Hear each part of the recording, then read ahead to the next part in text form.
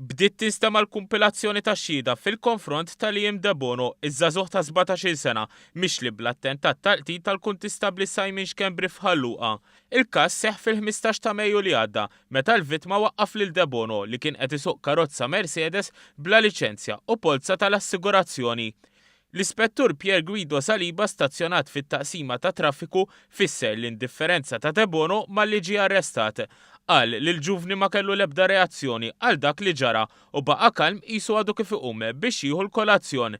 Qal li l-ġuvni kien jaf li taħt il-vettura kien hemm il-kuntistabbli Xkembri u li beda jserreb min-naħa l-oħra ta' triq sabiex jaqalgħu minn taħt il-karozza.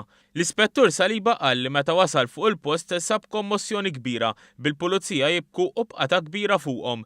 Qal li hawn lemaħ lil Xkembri fl-art fi stat ħażin ħafna bl-ilbies protettiv imtertaq u dmija u għadam li kien ħireġ minn kull direzzjoni.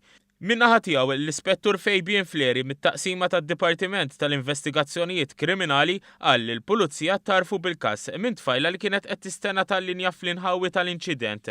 Qal li d-diskors ta' tfajla kien li qatlu pulizija li talab il-liċenzja ta' wieħed u li saq fuqu. Qal li Xkembri waqqaf lil Debono u talbu l-liċenzja u l-karta tal-identità li ma kienux fuqu. Qal li f'kuntatt mal-Kamra tal-Kontroll ġie stabbilit li l-pjanċi kienu ta' karozza oħra li ġiet skrappjata 6 snin ilu u li l-pjanċi xtraħħom għal 10 euro. L-Ispettur qal li mad-daqqa l-vittma spiċċa fuq il-bonit u waqaf l-ewwel 15-il metru u beda jitkaxkar mal-art tul ta' 400 metru. Min kameras ta' sigurtà dier li għal xi ħin il-karozza kienet maqtuwa mill-art għax kien hemm il-kuntistabbli taħta u nqala wara li Debono dawwar il-karozza.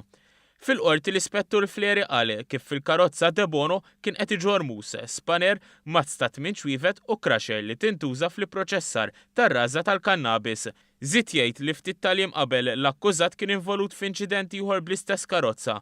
Bil-Maġistrat Joseph Mifsud jistaqsi kif Debono kien għadu qed jiġri barra.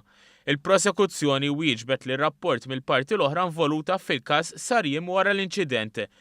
L-Ispettur Chantel Qasa qalet li joħt l-akkużat Sherilyn Debono li fuqha irreġistrata l-karozza qalet li huwa xtara l-karozza mand kuġinuh u rreġistraha fuqha. Waqt l-interrogazzjoni uriet messaġġi li batet lil huwa u issietu biex ineħħiha minn fuqha f'każ li jsuqha. Spikkat ix-xhieda tat-tabib Michael Spiteri mill-emerġenza tal-Isptar Mater Dei li ddeskriva dan l-inċident bħala wieħed mill-artlieta li qatra bajnejh f'20 sena. Qal li malli wasal sab li Xkembri wiċċu l fuq u fejn kien qed jitlef ħafna demm min idu l-lemminija.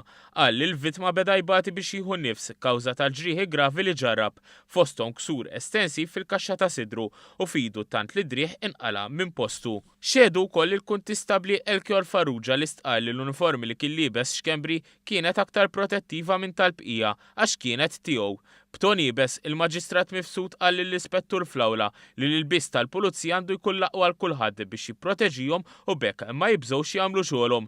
Qal li l-pajjiż għandu flus biżżejjed biex jibdel l-uniformijiet għax il-Pulizija għandhom jiġu stmati tal-aqwa klassi u mhux sekondarji.